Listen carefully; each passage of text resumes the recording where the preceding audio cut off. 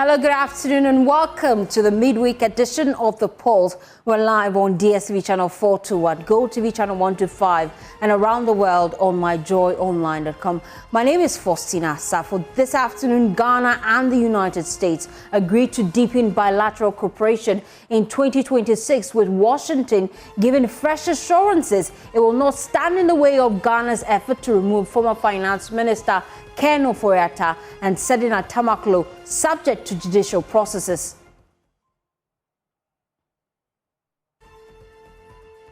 Also this afternoon, National Coalition for Proper Human Sexual Rights and Family Values calls for an independent investigative committee to probe the national curriculum following allegations by the minority that there is a deliberate attempt to introduce LGBTQ+ related content into the SHS curriculum.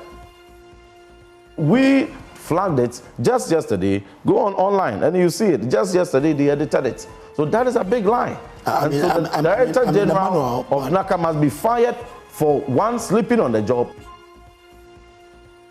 We have details as the minority calls for the head of the Director of the National Council for Curriculum and Assessment amid government's revelation that they did not approve that. Also this afternoon on The Pulse, National Road Safety Authority sounds the alarm over what it describes as growing safety risks linked to the widespread use of Toyota Voxy vehicle for commercial passenger transport in Ghana. We have details as it constitutes a technical working group to urgently investigate the vehicle's roadworthiness. Also this afternoon, vehicle owners in Accra expressed mixed reaction over DVLA pre-2023 digital registration directive. Yeah, I don't think I will get that time coming there. Unless maybe they will provide an app that I will do it myself. The world is moving forward, you understand? So them saying they want to do a re-registration, I think it's the best thing.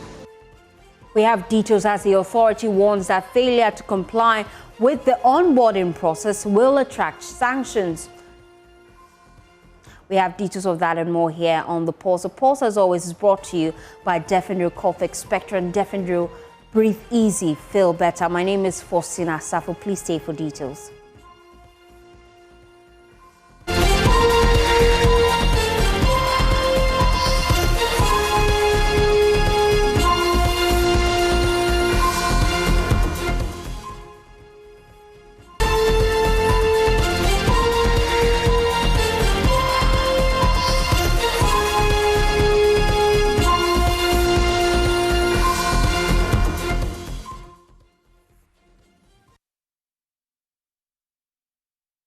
Thanks for staying with us here on The Pulse. This afternoon, the National Road Safety Authority has sounded the alarm over what it describes as growing safety risk linked to widespread use of Toyota Voxy vehicles for commercial passenger transport in Ghana. The National Road Safety Authority warns that they have received reports that some of the vehicles, particularly those converted from right-hand drive to left-hand drive, may pose serious stability and handling challenges, especially on high-speed travel.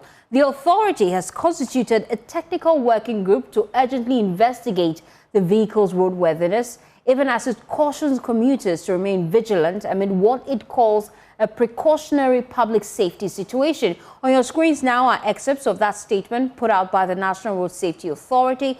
Shortly, we will be joined by Abraham Amaliba, who is Acting Director General of the Ghana Road Safety Authority. But let me just run you through some of the key things in that statement, and that is on your screens. It says that the National Road Safety Authority has taken note of public concerns regarding the widespread use of Toyota Voxy vehicles for commercial passenger transport in Ghana, particularly on long-distance routes. The authority has been informed that a significant number of these vehicles were originally manufactured as right-hand drive vehicles and subsequently converted to left-hand drive vehicles after importation. Reports indicate that some of these converted vehicles may exhibit handling and stability challenges, especially at higher speeds and on curves, raising concerns about their roadworthiness and safety performance when used for commercial passenger transport. In view of the potential risk to public safety and in line with its statutory mandate to promote safer roads use and reduce road traffic crashes, the National Road Safety Authority hereby informs the general public that it is constituting a technical working group to comprehensively investigate these concerns to inform regulatory actions. Now, this is what they term interim public advisory. They say pending the conclusion of the work of the technical working group, they are cautioning motorists and the general traveling public to exercise heightened vigilance in the patronage and operation of Toyota Voxy vehicles used for commercial transport, particularly those that have undergone RHD to LHD conversion. Well, I have the man himself. It's good to just let him do the talking for us. Ibrahim Amaliba is the Acting Director General of the National Road Safety Authority, and he joins the conversation right now. I'm wondering what specific safety concern triggered the decision to issue this public advisory? Well, we have received a complaint. We've also witnessed road crashes involving the Toyota Voxy minibus. This has raised some alarm, and as a road safety institution, it is of concern to us. We have done some preliminary investigations, and the notice is self-explanatory. And so our preliminary investigations reveal that most of these Toyota Voxy minibuses have been converted from the right-hand drive to the left-hand drive. By so doing, it affects the vehicle stability when driving or when handling the vehicle for drivers.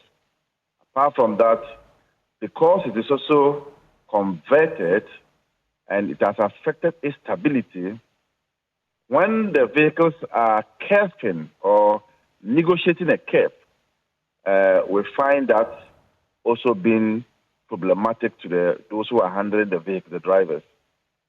We think that this may be the reason why, but we want to conduct a thorough investigation into the matter. And so we've put together a team from the DVLA, from the Logistics and Transport Institute, from Toyota itself, from DVLA, and some other institutions, the police, to ensure the team will be inaugurated, and we'll give them timelines and the duration within which they should report back. And are these concerns just limited to Toyota Voxy vehicles alone, or are they reflecting a broader problem when it comes to the right-hand drive to left-hand drive converted vehicles? Yeah, normally such vehicles, those who are right-hand drive, see, the conversion is not done well, and it's not done by an expert. Then you have such problems where stability on the road becomes a problem, and they easily involve themselves in road crashes. So, but for now, this is just about the Toyota Voxy vehicle, because I think the concern is because they fly long distances, and by flying those long distances, the vehicles are prone to road crashes. So we want to limit ourselves to this one. And then if we are able to identify other vehicles, probably with the help of a DVLA, we'll be able to deal with those ones. But the reports that emanate from this one will definitely apply to other vehicles that have also been converted from right-hand to left-hand drive. So why not work with DVLA and Customs to halt the importation of these vehicles altogether? So the report will tell us what measures to take. We don't want to rush. We want to be informed as an institution. We don't take hasty decisions. So we want to be informed by the experts, and then we can now make those recommendations to the Transport Ministry.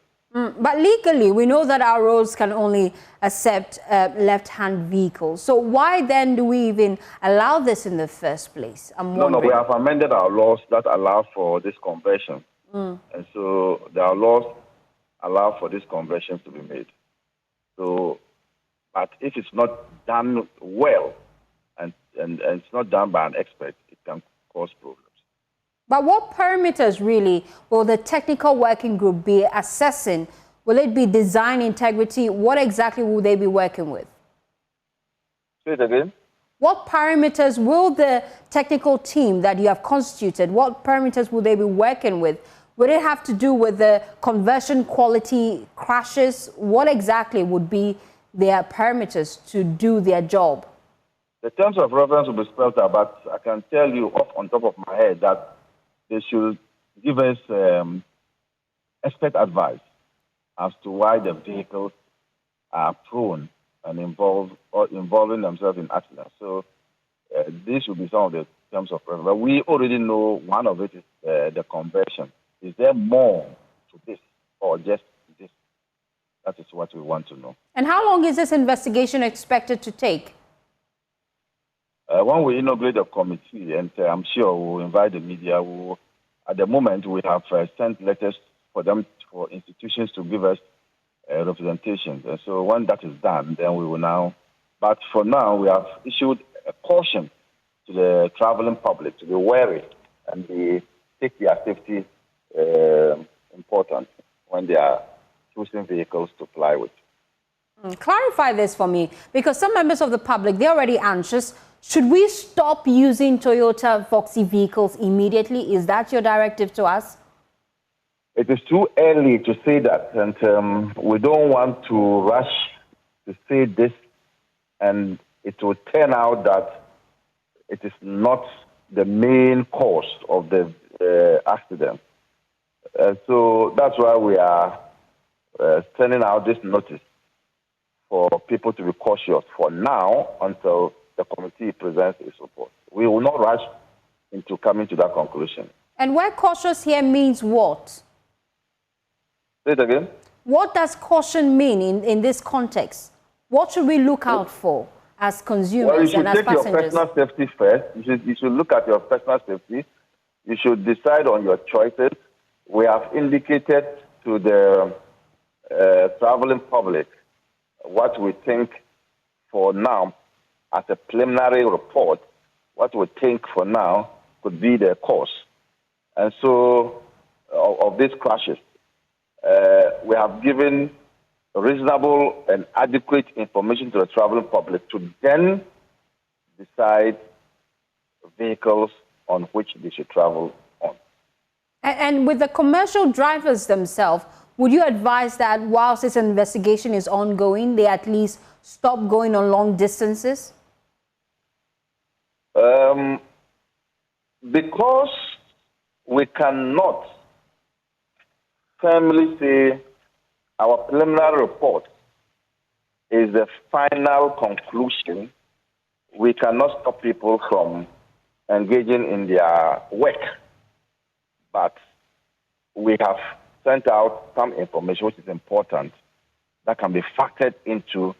But in the coming days, and we are not going to let this keep long, we are going to ensure that the committee works within a very short period to provide us, because it's about life and death, and they are not going to take all the time in this world to give us a report. So, do you have a timeline at least that they're working with?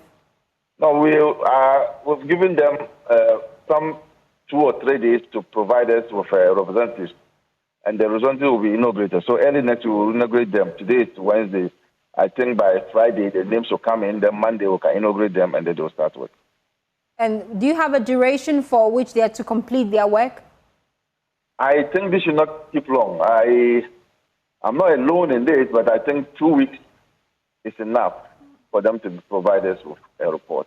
And if indeed investigations confirms this serious safety risk that you raised alarm about, how will you ensure that the final recommendations of this committee is enforced nationwide? That's why the police is going to be part of this committee. And so enforcement will be done on our roads by the police. Thank you so much. Ibrahim Amaliba is Acting Director General of the National Road Safety Authority. We appreciate your time. Let me bring in Samuel Amwa. He's a member of the communications team of GPRTU. He joins the conversation live as well. We know that earlier today, another group, Concerned Drivers Group, they released a statement about this same Toyota Voxy vehicles. But then let me just find out from your members, GPRTU members, how widespread really is the use of this Voxy vehicles within your union? Do you at least have a number? Okay, so if I get the question right, you want to find out if we have a large number of individuals driving that vehicle in question, yeah. Oh, okay, all right. So thank you very much for having me. Let me say good afternoon to you and your viewers. Yes, we have some vehicles. You know, there's some Voxy vehicles that are registered with the GPRTU that, you know, applies, you know, some of the long distance routes. Yes, we have some of them. Do you know how many?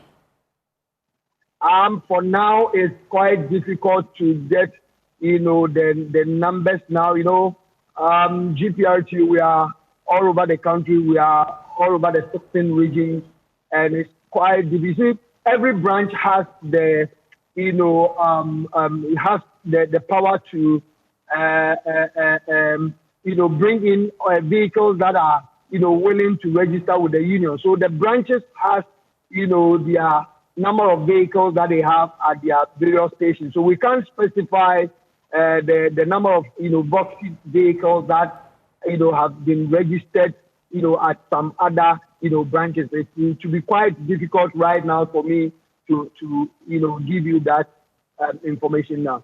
And as drivers and vehicle owners, you must be aware of the potential safety concerns linked to converting a steering wheel from the right to the left, right? So I'm just wondering why you go ahead to import vehicles that require so much work. All right. So this is not a new thing.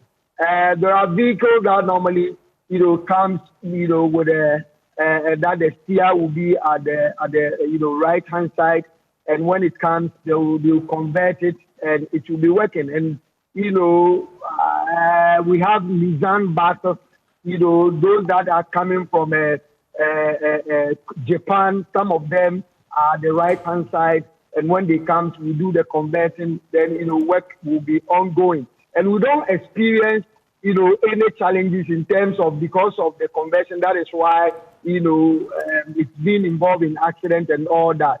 Because since it's been allowed, okay, for, you know, whoever wants to bring in those vehicles, when you come, you do the conversion, the DVLA will do their check to see if it's up to their standard, then they will register for you. So I think we normally don't, you know, experience problems when it comes to that. But how do you even respond to concerns that these vehicles may pose danger to passengers? That's a concern another driver union group has raised earlier today, the Concerned Drivers Association. Yes, you see, those vehicles, they are light. When I'm saying that you know, the capacity is quite light, and at the same time, the speed, the amount of speed that vehicle can go is quite, you know, high. And normally, I would say that it would depend on the drivers to make sure that the vehicle that you are driving, you know, the weight is not that heavy that you have to know the amount of speed that you go when you are on road. So for those vehicles being involved in most accidents, I will say that most of the drivers are not that cautious. You know, sometimes we see some of the vehicles, the amount of speed that sometimes, you know, they fly on the road is something too high. So that is advices and that we normally, you know, give those that are using those vehicles. So yes, the experts are saying is because of the conversion and all that. We are not experts, but all that we are saying is drivers that are driving those vehicles, they have to be, comply with all the road traffic regulations. Myself, I used to be on road, and some of the vehicles, the amount of speed that they used to apply on the road is sometimes too high. And sometimes they think that, their passengers, they take lesser passengers, and they think maybe they can just go and come back, within a shorter period of time for them to go again and all that. So we think that is the area we need to look into, because we know that vehicle is a family vehicle, all right? It's not only meant for commercial purposes. We have, private individuals that buy those vehicles. It is safe to say. They use. It is safe to say that we're not safe on our roads, really. Is that the case? Yes. If I will understand them, it means that those drivers that use those vehicles are not cautious. All right. That is why they will say that those passengers that will join those vehicles are not safe, based on the drivers that are operating those vehicles. Because if I'm a driver and I'm operating that vehicle, and I know that vehicle, if maybe I'm running the vehicle, I have to maintain, maybe 80 kilometers per hour, and I can go and come back safely. Why not applying that? But some of them, because the vehicle can, go to some certain speed, and they also, the drivers also, drive it with excess speed, and that normally brings in those accidents that we normally record. And are you cooperating with the regulators like the National Road Safety Authority to ensure the safety audits, and also to ensure that they work together to reduce the harm on our roads? Oh, yeah. Because you see, road safety is a collective responsibility. And GPRTU, we work hand in hand with the road safety. We normally organize road safety campaign with them. We go to stations to do sensitizations and educations and all that. So who knows? It could be me. It could be my family member. So if it has been identified that those vehicles, have been involved in accidents that are taking lives and all that, we'll come together and then we'll find out where the problem is coming from. Then we'll rectify that. Then we'll see if we'll not be experiencing those accidents that will be, killing our family members. Thank you, Samuel Amoah. He's Deputy PRO of GPRTU. Well, I also have the Greater Accra Regional Manager of the Driver and Vehicle Licensing Authority, Justice Kujo, joins us live via Zoom. We appreciate your time here on the Pulse. What currently is the policy DVLA has when it comes to the registration and licensing of right-hand drive vehicles, and especially if they're going to be converted to left-hand drive vehicles?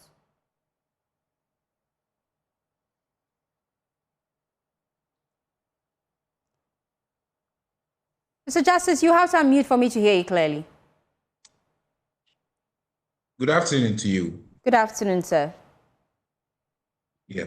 So on your question about what is the policy direction, per the Geneva Convention that DVLA signed, which is international accepted policy, that when a vehicle is imported into this country with a right-hand drive or left-hand drive, currently Ghana we are using left-hand drive. So if it's a right-hand drive vehicle, you ought to convert your vehicle into left-hand drive in order to conform with the standard that we are using in Ghana here.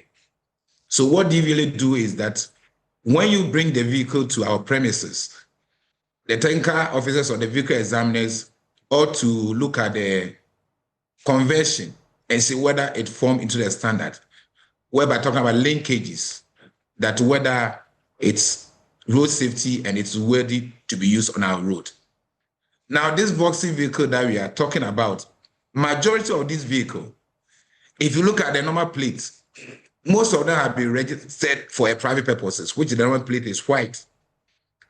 The individuals will come to our premises and they will indicate that, oh, they are using the car for a family purposes, which is a to and fro on a daily activities.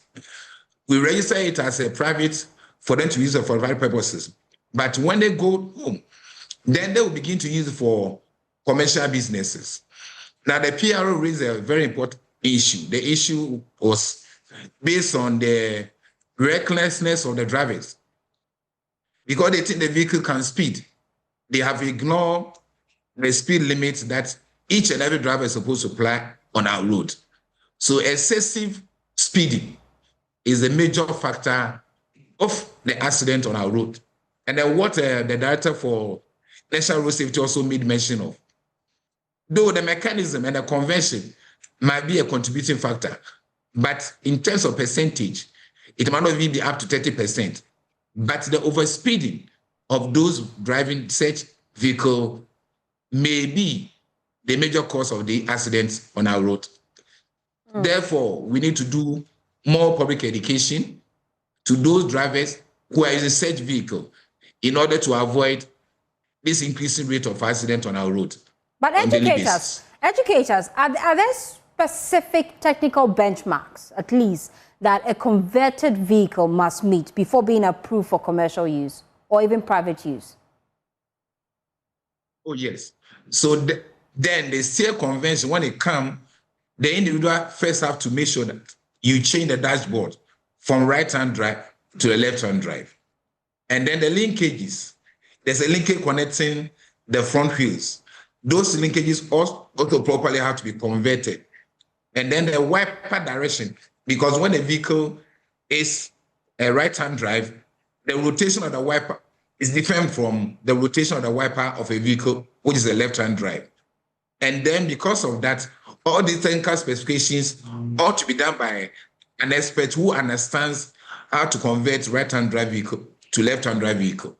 So these things are being considered before a vehicle to be registered. So how does DVLA verify the quality and even the safety of the conversion work done after importation? Yes, so then one of the basic things that we do is that sometimes you ought to drive, or when the car is in motion, you can even start the car. And immediately you start the car, you begin to feel like the steering becomes a little loose. Then you try to rotate it or wobble it in a certain direction. It will give you a certain noise. Or you look at the caster angle or the camber angle, it will tell you whether the steering connection is properly done. When you do those checks and you don't hear any unusual noise, you can be able to determine. But if you doubt the stability, you then have to drive on the road at a certain speed and look at how mobile it is and how you negotiate a curve and to determine whether it is good or not. Because it should be able to turn on a road 360 degrees with 3 movements. Go to the left, go to the right, and the next direction is you are turning at a different end. But if the mobility of the steering is not good, it will tell you that there's a problem with the steering connection, and therefore you have to go back and then redo it.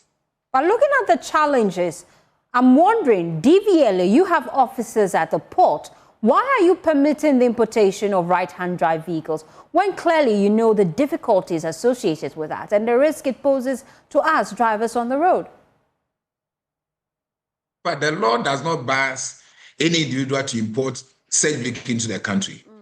In as much as the car conforms with the standard and the road safety regulation and the Standard Board Authority approved regulation, any individual can purchase that vehicle and import it to the country.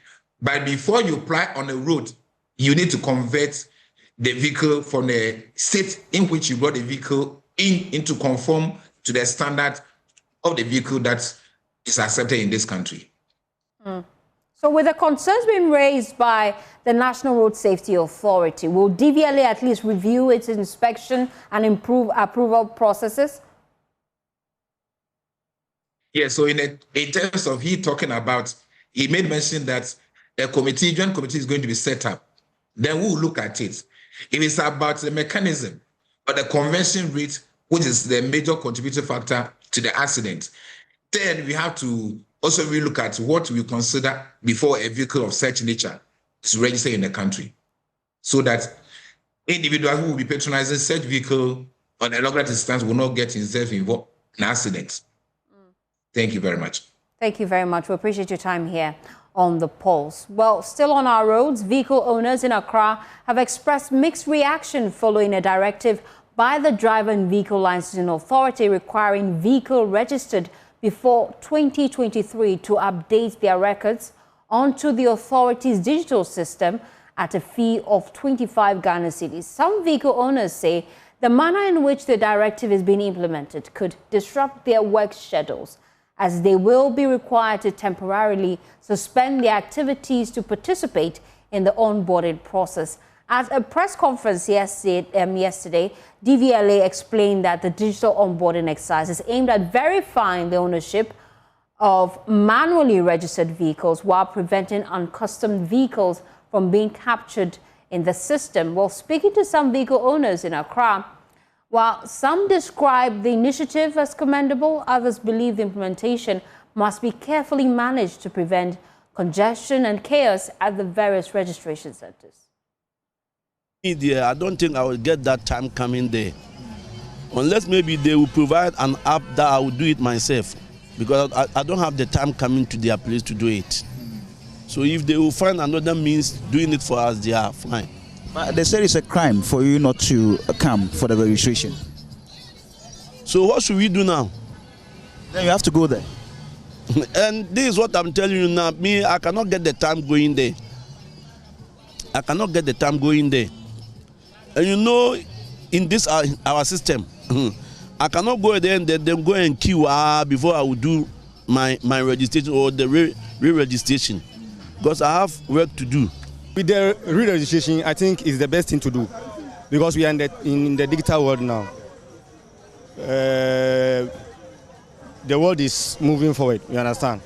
So them saying they want to do a re-registration, I think it's the best thing. They should make arrangements so that if these drivers are going today, maybe at this point in time, this will come, so that they will give us a card. If it reaches your turn, then you go, so that others will also take back and take care, so that things will move well.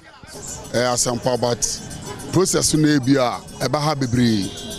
Because you know, say no, ebu akasi kurikura no, wakoto ewobi o, walansi sinada.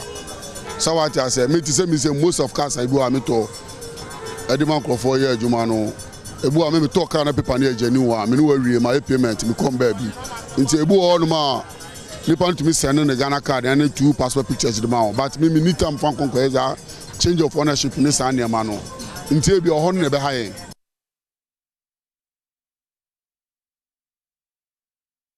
Well, I still have with me Justice Kujo with me of DVLA. Just to get your thoughts on the concerns being raised by the drivers about the processes and the fears they have really that this could cause a lot of congestion and chaos within the system. How do you respond to their concerns? Will the process be smooth? Yes, so thank you very much for this very question. What we are trying to do is a matter of making sure that we have a credible database in our system. There's a lot of vehicles plying on our roads, which one way or the other, their vehicle number is not genuine. Documentation is questionable.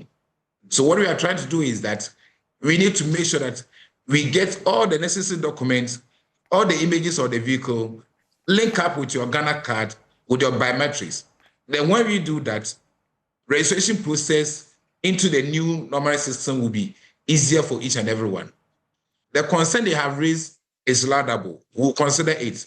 But it will be difficult for us to say that we'll give you an app for you to upload. If you give that chance, people who have vehicle with that proper documentation will fraud our database. And then the genuine ones will not be able to register their vehicle when the time is due. So because of this one, it's a will making sure we have a credible vehicles and credible database in order to account for the number of vehicles in the country. One, some people have not even paid duty because they smuggle the vehicle from the inland ports. And therefore, we ought to make sure that necessary and good vehicle of such nature is always in our database.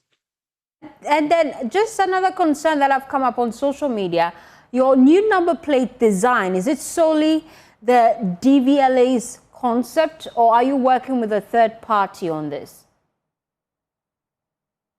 Yes, so currently, the type of number plates we are using is not the existing one. because the new normal plate we are going through is RFID, which is a digitized nature of a normal plate. And such normal plates cannot be embossed by a third party. Now, the other time I was raising an issue that if you look at all over the world, it is only Ghana that a normal plate, which is a security concern, is being embossed by an outsiders. But these normal plates always ought to be embossed by the authority itself. And therefore, when we roll out this new normal system, the embossment is going to be done by the authority itself, but not a third party. And we're receiving questions from our viewers. I'd like to take you back to our earlier story about the directive being put out by the National Road Safety Authority. It's imperative that I ask you this question just before I let you go. This lady wants to know that in the interim, will you stop registering Toyota Voxy vehicles till the National Road Safety Authority is done with its investigative work? In the interim, will you do that?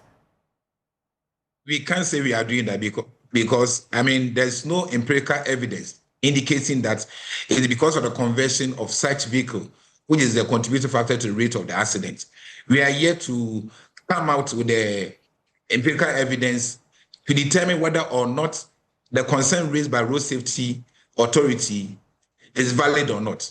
I cannot say, just a matter of the number of vehicles involved in an accident, say that this is the contributing factor.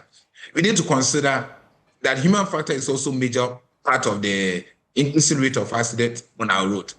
So far as the law is concerned, you cannot deny somebody of placing his vehicle and registry into a country that because of ABCD that somebody have raised, we will not going to register your vehicle. We will continue to do that.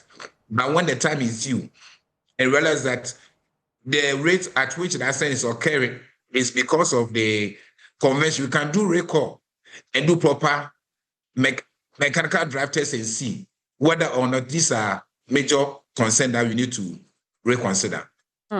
Thank you so much, Justice Kujo. He's a Greater Accra Regional Manager for DVLA. We appreciate your time here on the Pulse. Well, still on the transport sector, commercial drivers in Kumasi, they've been sharing mixed sentiments, really, to the decision by the DVLA to charge 25 cedis to digitally update records or vehicle registered before 2023. While some drivers believe the process should be done for free after their previous payments, others say the amount is reasonable and necessary to improve the system. They also cite concerns over delays at the registration center, which could impact their daily business. Arabna Okwe was out to interact with them, and she filed this report. I am here to interact with drivers following the DVLA's announcement that owners of vehicles registered before 2023 would be required to pay 25 Ghana cedis to digitally update their registration. According to the DVLA, this move is aimed at verifying ownership of manually registered vehicles and prevents uncustomed vehicles from entering the system. I've been speaking to some drivers to find out how aware they are of this directive and whether they agree with the new charge. If they are taking only 25 Ghana cedis, then I'm appealing to my colleagues drivers to agree with them. We are in digital world, so it's cool. This Ghana, the digital is so hard for here. The network is hard. When your license come, you're going to collect it. The digital is not. It's the network.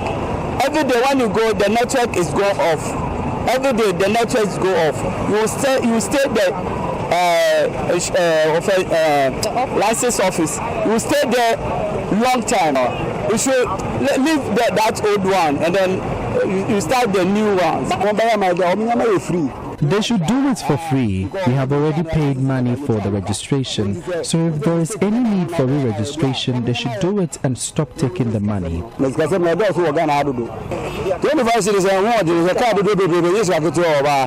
25 cedis is not small money. Look at the number of cars that everyone has to pay 25 cedis. The registration will also delay our work for some days. We plead with the government to maintain the old registration.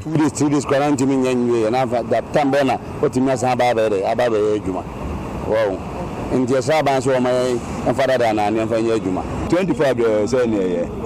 25 cedis is fair. It is a regulation we have to comply with. Don't know why this is necessary. For help, I suggest they come to our various stations and register us. We usually sit in groups and it will be simple. If we decide to all come there, the place will be crowded. There are some questions. The best station, the mama for number station. Many are calling for clear guidelines and smooth implementation of the policy to avoid confusion and delay. For JoyNews, Erabna Akwe, Kumasi. And you're still watching The Pulse. We'll be back after this quick turn. Please stay with us.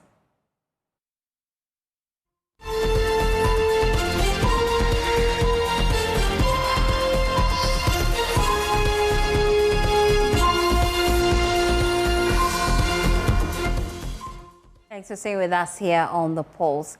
Now, Ghana and the United States have agreed to deepen bilateral cooperation in 2026, with Washington giving fresh assurances it will not stand in the way of Ghana's efforts to remove the former finance minister Ken Ofori-Atta and Sedinam Tamaklo, subject to judicial processes.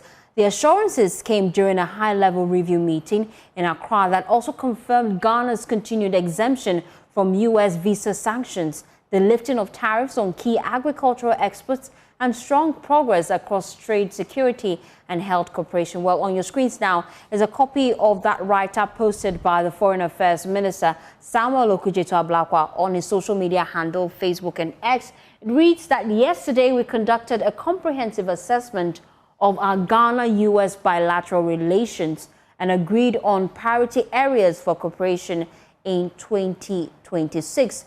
The meeting, which I hosted at the Ministry of Foreign Affairs, also reviewed the significant progress we made in 2025. Acting U.S. Ambassador Rolf Olsen led the U.S. team.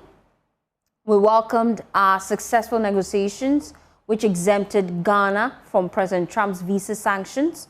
Ghana will continue to be exempted from visa sanctions and $15,000 visa bonds imposed on other countries. The meeting acknowledged the removal of President Trump's 15% tariff on a wide range of unprocessed and semi-processed agricultural products from Ghana and expressed satisfaction with its implementation thus far.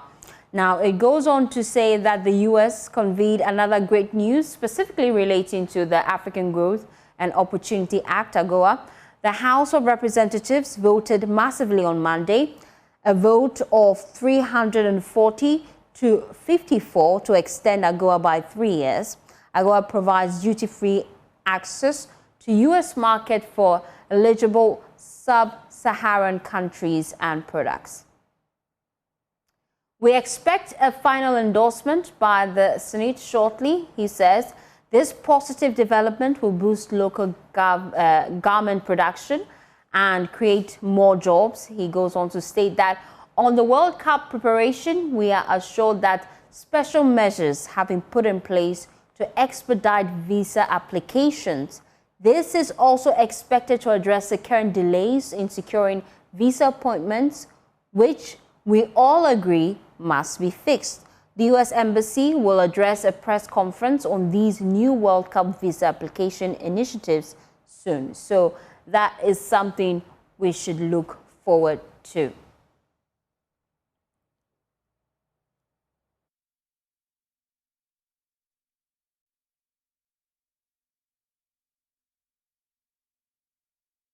Well, the next slide says Ghana and the United States applauded our improved security and law enforcement cooperation, leading to the extradition of 9 suspects from Ghana to the U.S. in 2025, and the ongoing commendable efforts to also send over 2 Ghanaians of high interest from the U.S.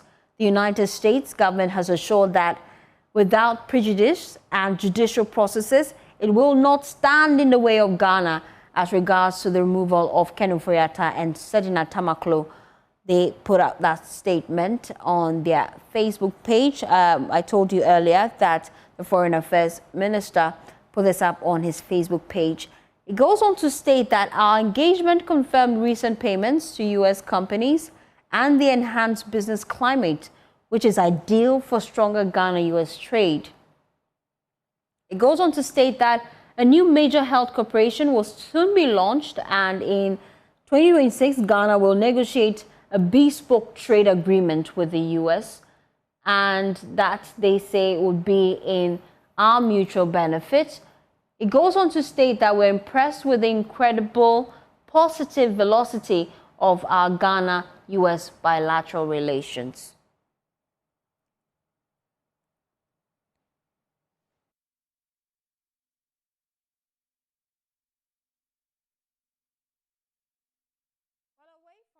Shift our attention now to politics. We are on the campaign trail, and we're monitoring the campaign of the primaries, I beg your pardon, for the NPP. Join me now is Dr. Ikem Amwakwa. She is the deputy spokesperson. I beg your pardon. She's deputy spokesperson for Dr. Bawumia's camp. We've been expecting a lot of updates on Bawumia's camp, especially because of concerns that has been raised from Brian Echampon's camp about allegations that some party executives in the northern region have been, threatening delegates to toe the line of your candidate. I'm sure that issue has been brought to your attention. Let's start on that note. How do you respond to that as Dr. Bawumia's camp? Hi, good afternoon. First, let me say good afternoon to you and everyone who is watching. I actually don't even think that allegation deserves a response from our camp. Our tour of the northern region has been simply overwhelming.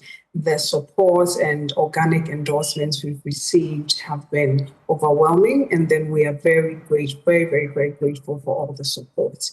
It's very clear that the people of the northern region wanted to send a statement because we are the last campaign that has indeed been in the region. So it is not like another person is going to go or any other thing to happen. They waited for His Excellency Dr. Mahmoud Bawumia to come to the region before giving him those overwhelming endorsements.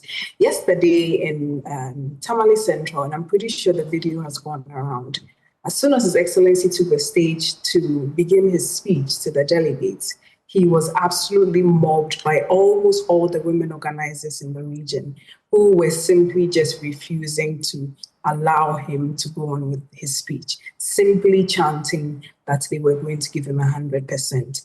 I don't know how you can see the video and think that any of the people there could be threatened. Like I always say, it is almost an insult to the intelligence of the delegates for us to keep on throwing these accusations and allegations around simply because our opponents seem to be dazed by the quantum of endorsements we are receiving, even after they've gone there to throw around a lot of propaganda and indeed sell some cash.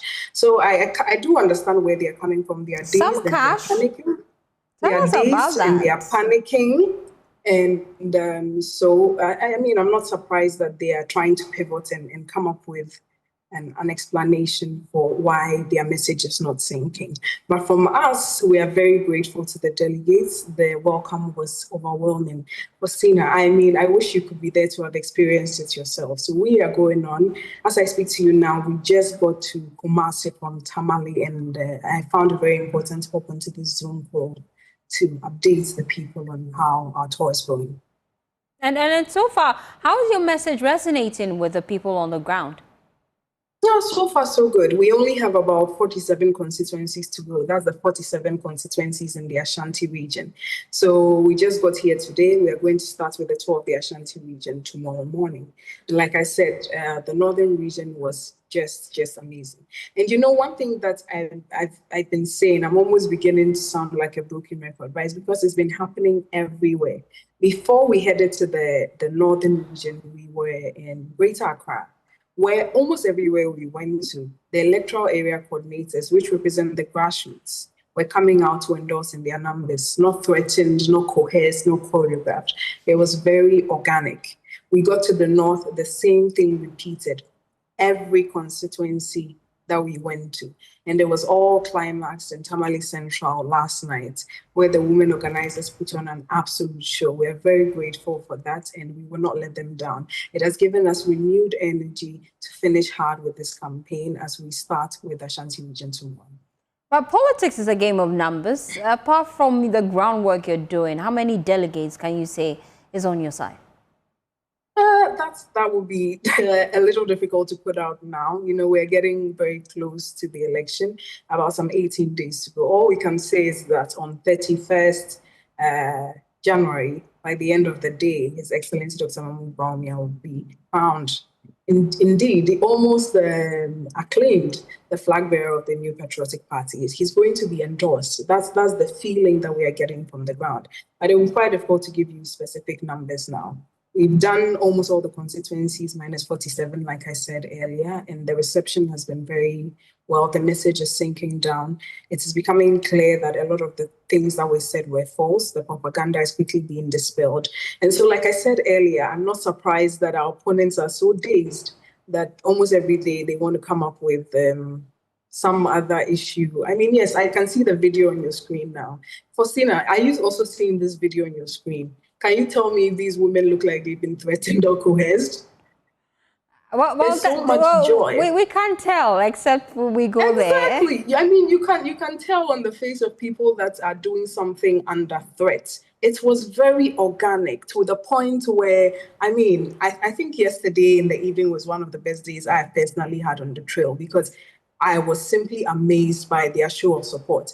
And this thing went on for over 30 minutes. They were refusing to let him speak because they just wanted to assure him that they know him. They've been with him for 16 years. He's been with them. He's been faithful to them. He's been faithful to the party.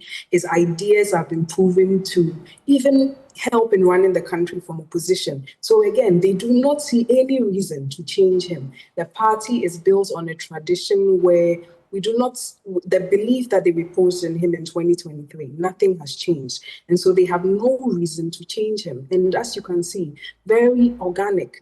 I don't see how anybody can call this coerced or people that it was done under some threats. But like I said earlier, it is clearly a response to how dazed they are. I don't think our opponents expected the support to be this massive. And when it comes to internal processes, are you satisfied with the work done so far? What are your expectations as we head to the polls? Sorry, can you come again? The internal processes, as you head to the polls ahead of the elections, are you satisfied with the processes so far? Are there any impediments in your way? Oh, I think the Bawumia campaign is satisfied with the processes so far. We've been coordinating with the election committee of the party. There are meetings regularly. And so we are working hand in hand to make sure that everything goes smoothly on January 31st. And indeed, I do not believe that, I do hope that all of the aspirants can come together and we can just do this smoothly. Indeed, we are just going to the polls to elect a leader. It shouldn't be a violent event. I've heard some candidates even go as far to make some threats and everything. I hope that we could, do away with that. That's not what the MPP is known for. And we want the Ghanaian people to know that that's not what the party is known for. We are a very democratic party. If you look at the tradition and the history of the party, we have always demonstrated true democracy. And that's not going to change in 2026. I'm very sure that come January 31st, we're going to have a smooth election, which is going to conclude with the election and endorsement of His Excellency Dr. Mahmoud Bawumia as flag bearer of the party. And as we look forward to the polls, should your candidate lose, will he be willing to work with whoever wins to, lead the party in the upcoming elections?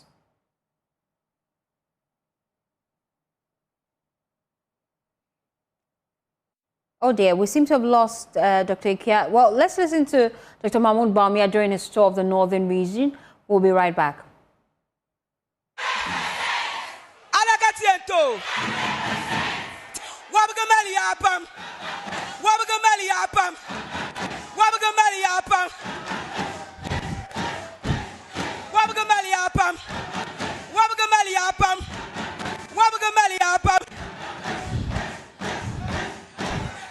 I want to thank the whole of the northern region for the massive welcome that I have been given across all the 18 constituencies.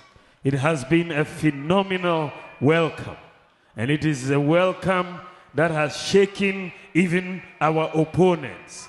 They think that all this support somehow is coerced, but this is organic love, organic support, organic energy that is coming out of the northern region for Dr. Mahmoud Bawumia. And I'm grateful to God, and I'm grateful to all the MPP delegates in the region for this massive support. Away from politics, this afternoon pressure is mounting on the Director General of the National Council for Curriculum and Assessment, Professor Samuel Ofori, as the minority in Parliament calls for his resignation over allegations of the introduction of LGBTQ-related content into the senior high school curriculum. MP for Asin South and former Deputy Education Minister, Reverend Intim Fojo, speaking on the AM show with Samuel Kujabres, described a response by NACA to the allegations as bizarre, appalling and unacceptable, accusing the agency of failing in its mandate to safeguard Ghanaian values, thereby promoting what he described as LGBTQ ideology in schools. Very bizarre, very unfortunate, appalling, unacceptable response. Really? Professor Bequim must be resigning by now. Hey. If we are in a serious country, you cannot print such manuals and distribute them to schools. And NACA, the agency mandated to be the safeguard, the gatekeeper, to ensure that every content going into the classroom are wholesome and aligned with our values, our culture, our laws. And then you review such teacher manual, you approve them, you print them with taxpayers' money, distribute them. You are saying it's optional. If it is optional, will you expend taxpayers' money to print thousands of copies to distribute? And then and to be the pedagogical guide, the fundamental reference to delivering instruction to students, and telling them that gender is no longer about the non-binary nature, about being a female or a male assigned by birth, but it's about the inner feeling, how you feel. And so, see, the flagging is not only on the gender identity. Every definition expressed here is problematic. Check, for instance, sexual orientation. It describes a person's pattern of emotional, romantic, or sexual attraction to others. Sexual orientation is about identifying as a male or identifying as a female. And when you are talking about the context of attraction and marital for reproductive and other related activities, it is in the context of the opposite sex. So every definition of sex is a problem. The definition of sexuality is a problem. Well, he further called for the resignation of the Director General of NACA, Professor Samuel Ofori, accusing the agency of attempting to shift blame onto TTEL instead of accepting responsibility for what he described as a failure of oversight that has exposed students aged 13 to 19 to what he termed dangerous and diabolical concepts. If they indeed did their job well and they didn't sleep on their job, or it's not their deliberate agenda, before the book will even be printed, that is the time they do review. You don't do reviews when you have already printed the wrong things and circulated it and enforced it, and it's been implemented already, taught 2 weeks in the classroom. So that is a lie, because if they reviewed it, they would have flagged it even before going to the print. So we flagged it just yesterday. Go online and you see it. Just yesterday they edited it. So that is a big lie. The Director General of NACA must be fired for, one, sleeping on the job, and two, and being complicit in this grand LGBT agenda, and thirdly, coming to spill falsehood to Ghanaians. While lead advocate of the National Coalition for Proper Human Sexual Rights and Family Values, Moses Famweni, called on government to set up an independent body to probe the allegations. He spoke on the Super Morning Show on Joy 99.7 FM. This is the same NACA that were at the heart of the comprehensive sexuality education document which was produced. Go back to 2018, 2019, and you'll see that what I'm saying is true. So what the coalition is asking for is the institution of an independent investigative body to find out exactly what is happening to our curriculum development and the influence of foreign cultures. We need an independent investigatory team to do this, because this is not the first time. And my brother, we have good relationship with the current director of the Ghana Education Service and with the ministry. They're fantastic people, but there are lots of people also below that level, maybe at director level or whatever levels, who are keen on bringing this LGBT rights through the back door. Well, away from that, the IGP Special Operations Team, aka the feared Black Maria, has been making waves in Tamale, arresting suspects and seizing illicit goods. Led by DSP Bawa Abdul Jalil, the team recent swoop at Belpela nated 2 suspects and hauled a number of individuals as well as contraband goods, including tramadol and Indian hemp. The team's relentless efforts have earned them a reputation of one that people term as crime fighters, with residents breathing a sign of relief. The following report has more. In the northern region, whispers of Black Maria send shivers down the spines of wrongdoers. The IGP Special Operations Team, now synonymous with the iconic vehicle, has been making waves since their arrival in November last year. The mere mention of Black Maria conjures images of a formidable force striking fear in the hearts of those who dare to defy the law. The origin of Black Maria dates back in the 18th century, where Maria Lee, a commanding woman, assisted police in subduing unruly suspects in Boston. Today, the term represents the power of justice and accountability, reminding citizens that no one is above the law. In Ghana, the Black Maria has become a symbol of hope, instrumental in combating crime and restoring order. The team is led by DSP Abdul Jalil, affectionately called the new sheriff in town, a nod to his unyielding approach to law enforcement. As DSP Jalil prepares his team for another operation, he is worried that the youth in the region who should be in school are doing drugs. We have all witnessed a series of young men we have met on our duty tour. Young ladies who have been destroyed. People who are supposed to be in the classroom. People who are supposed to be, people who are working. They are on the street, walking around. They don't even know their fate. Just because they are involved in the abuse of what? Drugs, which is causing them and then taking them away from our society. And as far as we continue to be here, we all need a great responsibility to continue to put our best, execute our duties professionally, engage in all activities that is assigned to us. But nonetheless, we send another signal again. No area or any group of criminals can take us for granted. He urges his team to work hard to ensure the city is clean of crime.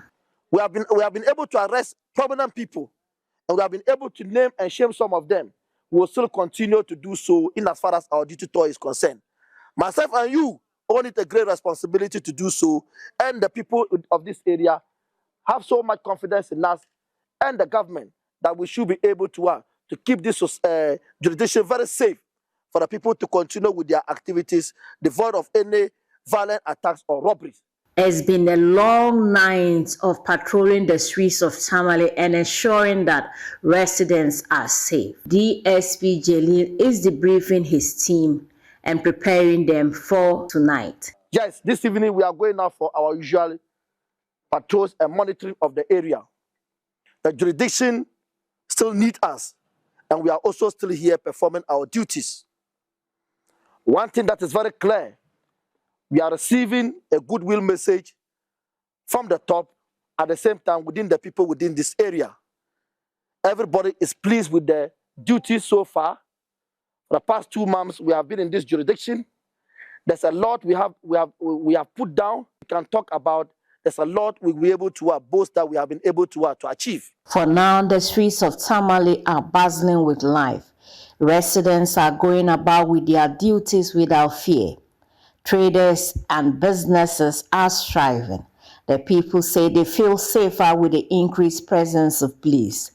For Joy News, Martina Bugri reporting from Tamale. The Customs Division of the Ghana Revenue Authority has intercepted a massive consignment of illicit drugs and undeclared goods at the Atlantic Terminal Services Limited in Takoradi. 2 40-foot containers imported by a certain Maxwell Boateng were found to contain millions of tapentadol tablets, a prescription opioid not legally approved in Ghana, as well as thousands of undeclared ceiling fans. The following report has more. According to a situational report seen by JoyNews, the containers were initially declared to carry ceiling fans. However, a thorough inspection revealed more than that. The operation was triggered when frontline officers noticed unusual packaging during routine checks. In response, Takoradi Sector Commander Walter Blankson directed that the containers be kept under strict surveillance to prevent tampering. The containers were later completely unstaffed for thorough inspection. Investigation showed that 6 boxes of tapentadol and 2 boxes of Timakin tablets were sampled and confirmed to contain illicit drugs. In total, the seizure amounted to 25 million tapentadol tablets. In addition, the customs officers discovered that the number of ceiling fans found far exceeded what was declared on the bills of entry, with a total of 2,591 excess units across both containers. The consignment has been placed under state custody at the Takoradi collection, while 20 packets of illicit drugs have been sent to the customs laboratory for testing. Authorities are continuing investigations, and further directives are awaited from the Customs Commissioner. The seizure involved multiple agencies, including the Narcotics Control Commission, Food and Drugs Authority, National Security and National Intelligence Bureau. Ghana has seen a rising influx of powerful opioid drugs into the country, often illegally imported through seaports like Tema and Takoradi. Customs, in collaboration with the regulatory agencies, has intercepted several large consignments of opioids, such as tapentadol and similar formulations worth millions of cedis in recent years.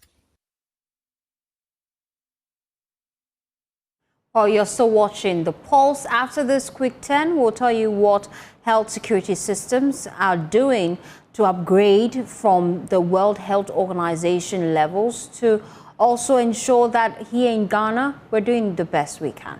Please stay with us.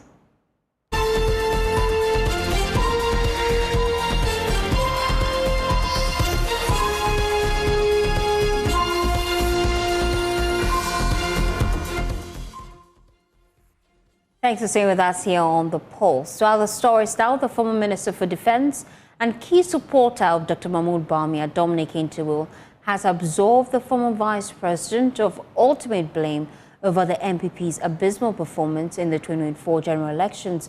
Dr. Bawumia has come under severe criticism ahead of the January 31 flag bearership race, with some of his competitors insisting the 2024 result is a vote of no confidence. But speaking on PM Express, Intiwil says that the internal audit, as well as some of the things they have done as a party, shows that Dr. Bawumia is not the reason for the defeat.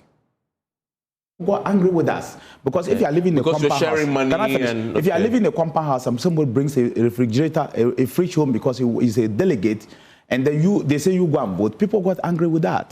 That's one. So the monetization of your internal politics. Yeah, people got angry with that. Okay. That's one. 2, people were generally not happy with some aspect of our governance system. So they were misgovernance. Okay, they were not happy. No. I said people were simply not happy with some aspect of our governance system. Yeah, so there was some misgovernance. So people were not happy with it. You keep pushing words onto my mouth. I use some word. I said people were not happy with some aspect of the governance system. Okay. 2. There's another word for misgovernance, shorter. 3, I also said to you that people felt that there were certain things they deserved in terms of projects that they didn't get. Okay. Instead of benefits. So NPP failed them. Your government failed them. I'm saying something. They didn't get. Okay, that's three. That's three. Then again, people also felt that there was some behavior from some of us as appointees. Arrogance, etc. Excuse me. Some behavior from some of us that people felt they were not too comfortable with. And they felt that... What behavior? If you don't disagree with the arrogance... We can go into each and every one of those items, but I'm just itemizing them. So behavior. Good. And so that makes people also felt that. Then they said... The fifth one. So they stayed away. And the fifth one is that especially the economic decisions that we took, in some of the economic decisions that we took, like you mentioned the DDF and like those kind DDP of things. and all that. DDP and those things. Some people felt deeply hurt. Well, this is why he believes delegates must give Dr. Bawumia a second chance. Bawumia has been marketed enough. We don't have time to market a new candidate. Bawumia has shown that he's very competent, he's not corrupt. There's nothing to find about Bawumia any longer. Whatever the NDC want to say, they have said it already. The assessment Ghanaians have done it already. We don't have the time to change all the billboards and change every other thing. He's the one that has given us a clear vision as to what he wants, and the people of Ghana have bought into it. Okay? And the rule of thumb has always been that Ghanaians have never voted for a first-timer. Bawumia is going to only be the candidate who will be the first-timer. The second time, all other candidates on the ballot in especially the major candidates, especially with the NDC, Bawumia will only be the second timer. We cannot risk to have our own candidate being a first timer. We can't. As an NPP, when you can get somebody who is a second timer and the person will win you the elections, we cannot risk. And the difficulty for NPP is that we should never lose 2028. Because it will be disastrous for us.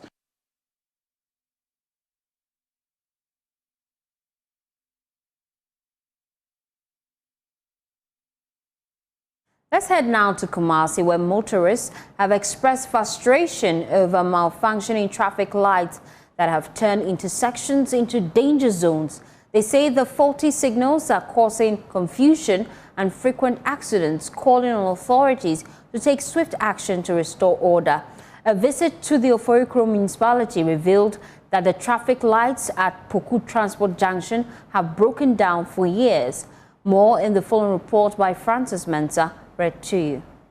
The principal road linking Angroga Junction to Tech has turned hazardous for motorists and pedestrians as the non-functioning traffic lights continue to cause near misses, especially during peak hours. The situation has led to persistent traffic congestion as the Police, Motor Traffic and Transport Department has not stepped in to manage the flow. Some residents noted that the malfunctioning signals have caused multiple accidents and appealed for immediate intervention.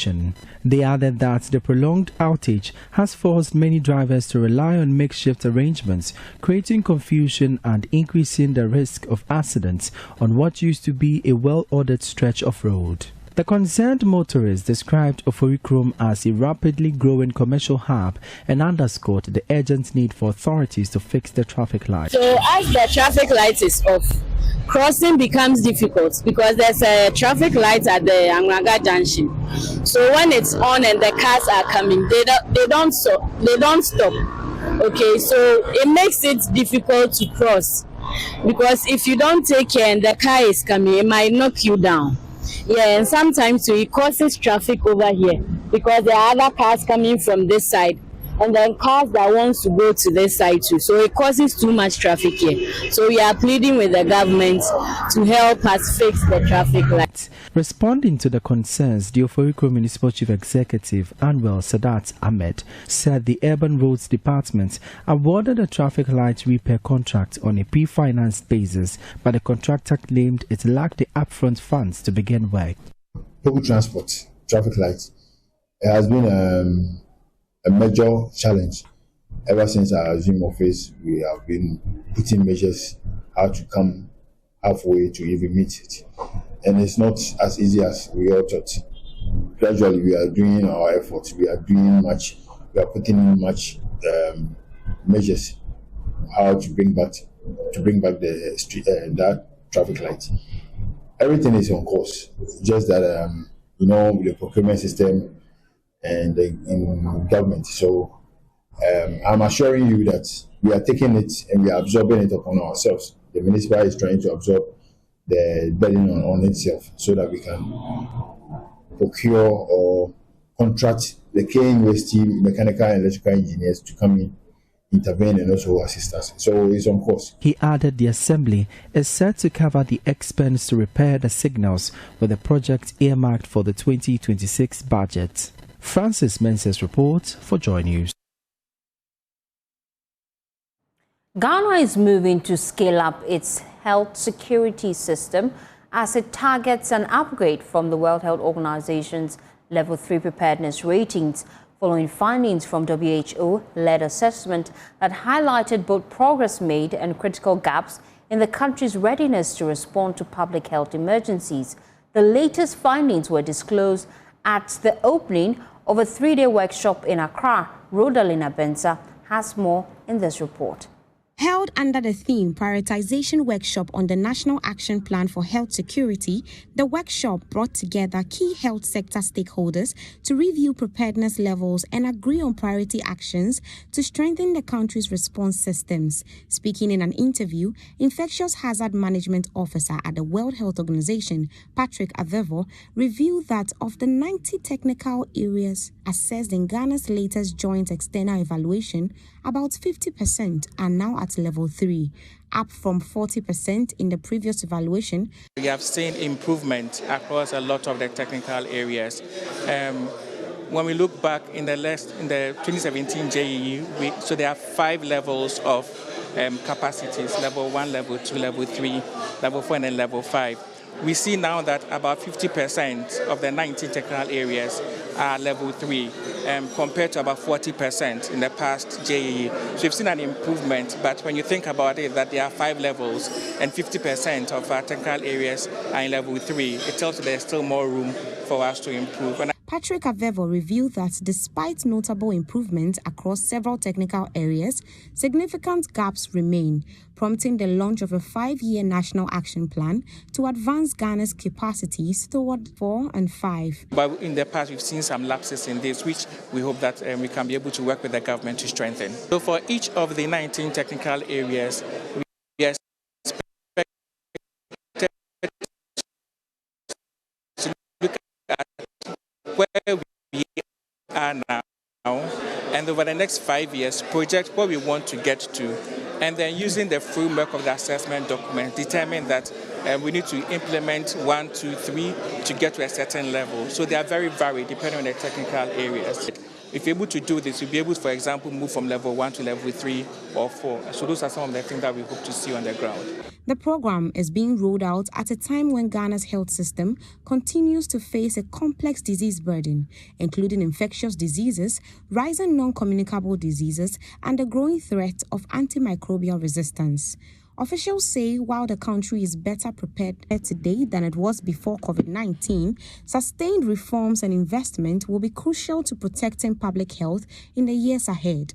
Health authorities say the success of the new program would depend on strong coordination, adequate funding, and political commitment to ensure Ghana remains prepared for future public health emergencies. Rodlin Abenses reports read to you.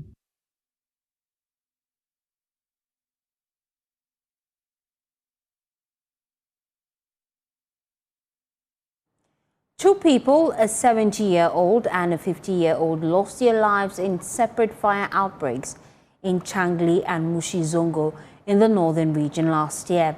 The Northern Regional Public Relations Office of the Ghana National Fire Service, Hudu Baba, disclosed this, highlighting the impact of fire incidents in the region.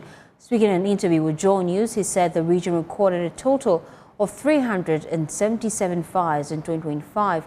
More in the following report. The Harmattan season is a period when fire tends to spread rapidly, causing significant damage to properties in the northern region. In December and January alone, a staggering 117 fires were recorded, which the fire service said is alarming. Speaking in an interview with Joy News, Public Relations Officer of the Fire Service, Assistant Divisional Officer Grade 1, Baba Hudu, said The number of fires recorded was worrying. If you look at this number of fires, the property that was lost to the fire amounted to 159 billion 81 million 662 Ghana cedis. And so, however, we think that this is outrageous in the sense that one fire can cause a lot of devastation, including lives and property. And so it is a worry to the Ghana National Fire Service. Notwithstanding that the fire service has also been able to salvage a lot more properties from the fire wounds that was recorded under this period. For instance, 150 billion 629 million 102,789 Ghana cedis was saved by the Ghana National Fire Service under this period. Regrettably, we lost 2 lives as a result of the fire. He also expressed concerns over prank emergency calls, stating that it's a huge challenge for the service diverting resources from genuine emergencies. The rate of prank calls, the rate at which the public prank the emergency lines is very worrisome.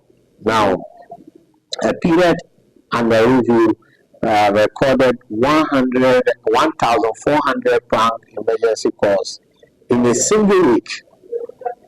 You can imagine. Now, when you multiply 1,400 by 7 alone, how many prank calls will you receive? Now, do that by 12 months, which will be 67,200 prank calls. So that is what we are facing.